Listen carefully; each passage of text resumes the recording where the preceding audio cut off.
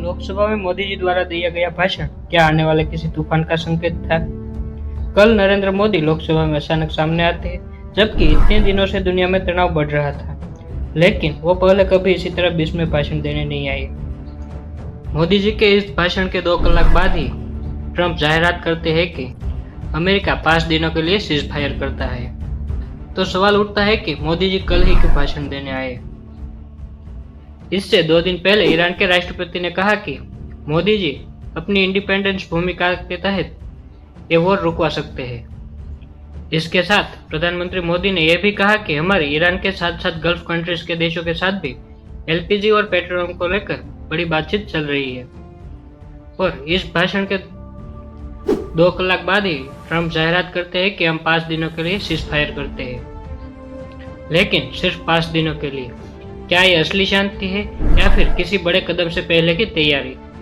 साथ में मोदी जी ने यह क्यों कहा कि हमारे पास एलपीजी का पूरा स्टॉक है, पेट्रोलियम का पूरी मात्रा में रिजर्व है और फर्टिलाइजर और अनाज की कोई कमी नहीं है? साथ ही मोदी जी ने अपने भाषण में यह क्यों कहा कि जैसे कोविड के समय देश ने एकजुट होकर हालात संभाले थे, वैसे ही आने वाले समय में भी तैयार रहना होगा। सप्लाई चेन बाधित हो सकती है, लेकिन हमें पैनिक नहीं होना है और अफवाहों पर ध्यान नहीं देना है। रिपोर्ट्स ये भी कहती है कि यूनाइटेड स्टेट इंटेलिजेंस कमेटी ने भारत पर संभावित खतरे की चेतावनी दी है। कहा जा रहा है कि पाकिस्तान से परमाणु हमले की आशंका जताई गई और वही पाकिस्तान अब खुद अमेरिका के लिए भी खतरा बनता दिख रहा है। इसी बीच भारत ने अफगानिस्तान को 2.3 टन इमरजेंसी मेडिकल सहायता भी भेजी।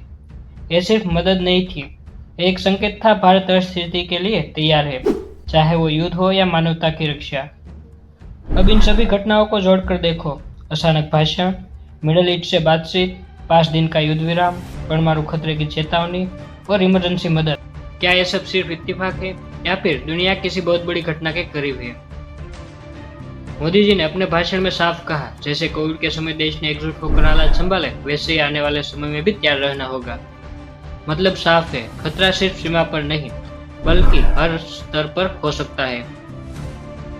इतिहास गवाह है, जब जब दुनिया ने चेतावनी को नजरअंदाज किया तब तक बड़ी घटनाएं हुई है।